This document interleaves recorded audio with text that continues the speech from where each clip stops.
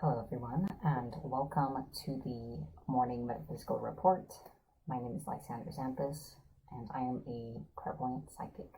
So today I'm here to share with you the weekly astrology forecast, the card reading of the week, and some tips to live peacefully in the week ahead. So welcome. This report is for the week of September 7th to the 13th, 2020. I hope everyone's doing well today, and thanks for being here. So, a little bit of a interesting start this morning. Just NMR news and updates generally before I get into the astrology. We got some new equipment in the last week, and we were trying to work with that. It didn't work out, so that's why it's just me today, and it's going to be pretty simple. So let's go ahead and move into the astrology. So this is not quite the same as a horoscope. It's the planetary influences that will be affecting all of us in the week ahead. So let's take a look. On Wednesday, September 9th, Mars in the sign of Aries will be moving into retrograde. So what this means for us is we are entering a period of review and reconsidering our drives and motivations. So it's like our internal driving force, especially Mars in the sign of Aries. It's very much assertive, aggressive, and so forth. The things that really push us forward. There's this interesting energy with this retrograde where it's like our drive and motivations kind of turn back on themselves or fold on themselves. It's a little intuitively that sensation. Kind of has a watery feel, like a wave doubling back on itself. And so this is going to be forcing us to examine what is motivating us. And if the way we've been kind of going through life, the things we've been doing under this motivation, they're really working for us. So this is a real chance to kind of think through that. It may be pretty intense. Again, that energetic motion is like our drive, whatever pushes us forward deep down, normally goes out like a wave, but it's the sense of kind of doubling back and being really confronted with ourselves in that way. On that same day, the 9th, there is an aspect with the Sun and Jupiter where it's going to bring some illumination within ourselves. This is kind of giving us a little push to take advantage of the end of Jupiter retrograde in the sign of Capricorn to redirect ourselves, because that has been all about reconsidering what we believe about success and our plans in terms of that. So that's part of the advice of this week, is to take advantage of the first half of this week to redirect before Jupiter goes direct. So speaking of which, we'll get to that at a moment. Okay. Don't want to bounce around too much. So Friday the 11th, there's an aspect with the Sun and Neptune where our conscious and subconscious selves are at odds and facing one another. And this is a good opportunity to reflect on your dreams and that deep inner churning, as it's almost like emphasized by that opposition, making it more noticeable, our mental clarity and our emotional processing deeper within. Now, finally, Jupiter goes direct this week on Saturday the 12th. So this review of our ideas and beliefs about our success, how we are advancing, just sort of things we believe about what it means to be successful, what that looks like, what's meaningful to us, is that this period comes to an end. So we've had an opportunity to strongly redirect ourselves. That energy is coming to a close. And it'll be full steam ahead on pursuing, kind of moving forward again in a strong way, and pursuing whatever our vision of success is in work and life. So it's important to consider that before that comes.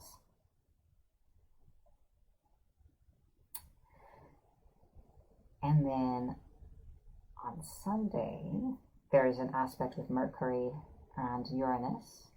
We are in that's on Saturday as well.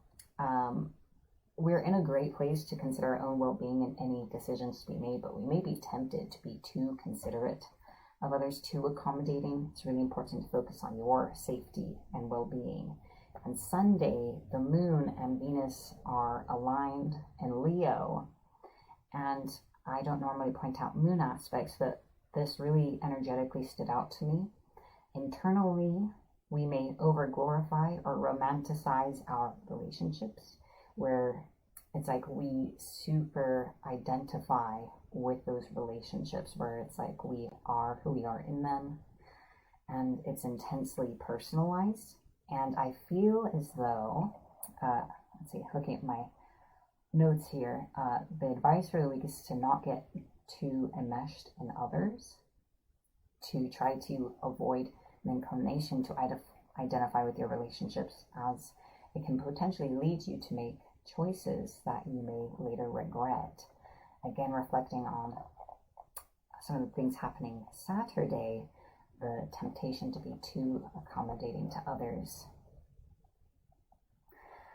So there is that. The rest of the advice in handling the energy this week is to be present and don't resist that fold back, like with Mars retrograde. That energy is going to like swoop back at us, and we'll be confronted with our own energy in very strong ways, but to just flow with that backwards flow in your reconsideration. That's the best way to kind of handle this, to just ride that current. So that concludes the astrology. Thank you. We're going to do a little reading in a moment. So hello to everyone. Thanks. This is a new sweater. Nancy, thank you. All right. So now is time for the reading of the week. Again, for the 7th to the 13th. This is meant to give you insight and guidance into the week ahead. This is a collective reading for everyone watching, whether you're watching this live or in the replay. This week's reading is going to be a card reading from the Psychic Tarot Oracle deck. It's been a while, so I'm bringing this deck back just for today. So let's see what the cards have to say. Now that we have our astrological forecast and advice, let's see what the cards have to add.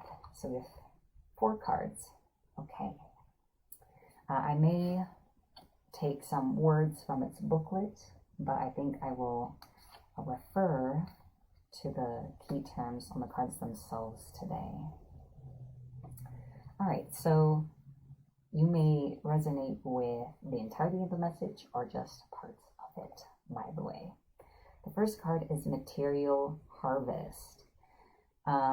This has definitely been a year of reaping what you've sown, for good, bad, or neutral. And I feel that really coincides with that Mars energy, where it's like whatever we've been putting out, our motivations, our temperament is going to like flow back onto us, kind of loop it back. And that's going to show up in very material ways. So it's very focused on things physically happening around you. And of course, for some of us, it is a prosperous card. So more literally, good things happening in regards to that. That's followed by triumphant success. So that emphasizes more of the positive associations to this card. A lot of people have been struggling, especially internally. To me, this really represents a mental breakthrough. Sometimes we need to be confronted with ourselves, or, there's just that moment when understanding pierces through. So that's something to keep in mind and to continue that strong thrust forward. I would say that Mars aspect is really dominating this week, because it's not to say that you should stop pushing forward. It's just sort of an increase in understanding and some interesting motions. After that is destiny. To me, this really talks about going with the flow. We all have a path we're traveling and things that are more natural to our soul than others. And so sometimes things can happen that are unpleasant or that we don't like, but obstacles can be detours in the right direction. So really consider just going with the flow of things and not trying to figure it all out. And then the last card is rest and rejuvenate. So this is also a reminder to create a safe space for yourself. There's a lot going on this week, and some of you will be receiving things and making breakthroughs, but there's an interesting paradox between effort and sort of trusting and going with things. And feeling safe is something that's really taken for granted. So think about how you can create a safe space in your home that really allows you not just to physically rest, but to rest in here and in here. That's a lot harder. So that is the card reading for the week ahead, and some things to keep in mind. All right. So again, welcome everyone who's joining us. And so now, well, since you're here and watching, and in case you don't have a moment to get throughout the rest of the day, let's just take a moment to be present and to be still. This is the joyful living tip for the day. It's such a simple thing, but it's something we don't really think about sometimes. So take a moment wherever you are, whatever you're doing, I like to close my eyes, but you don't have to. In fact, it may help you stay more present to leave them open. Take a moment to notice really where you are. Notice your body, your physical form, the weight of it as you stand or sit, the weight of your clothes, all the sensations on your skin, the temperature of the space you're in. Notice any tension in parts of your body, if the position you're in is comfortable or not. And feel free to adjust. Take a moment to notice anything you're smelling in the air, even if there's not really a scent. Take a moment, like the taste in your mouth, or the taste of anything you're drinking or eating at this moment. Notice what you're seeing around you in your space. Take a moment to note all the sounds around you that you're able to perceive. Now notice your own mind, the thoughts passing through, whatever they may be, and your emotions, your emotional state. And all together, this creates a picture. And just notice, what is it like to be you right now in this moment?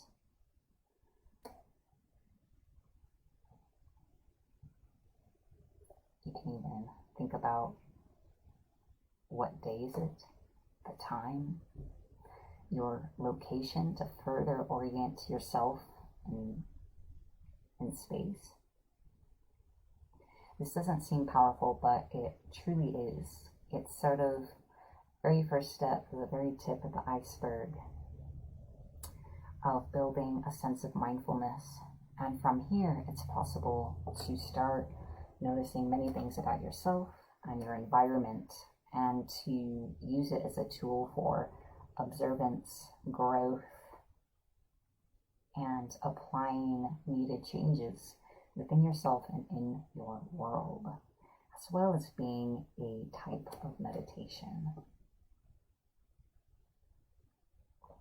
You can do this many times a day at any point, even if you're in motion, you're waiting in line for coffee, or you're walking somewhere, or you're driving, just taking a moment to be really present and mindful. And in fact, just doing it for like 2 or 3 seconds, like as you're going through your day, is a way to increase your sense of connection to your own body, your own life, to the present. And that's it can become a powerful thing, especially when you're engaging with other people, bringing that mindfulness. It's like you may experience a difference being actually present in conversations and notice things you may not have noticed before. So that's the joyful living tip. And I hope that serves you well in the week ahead and always. Alright, so that brings another morning metaphysical report to a close. My name is Lysander Xanthus, and thank you all for watching, for sharing. I would like to take a moment to thank all of our patrons on Patreon for your continued support. If you would like to support MMR and assist our growth and evolution, you can check out patreon.com/morningmetaphysicalreport. So again, thanks. Be sure to take care of yourselves. Take time to mentally rest as well as physically rest. And I'll see you all again very soon. Bye for now.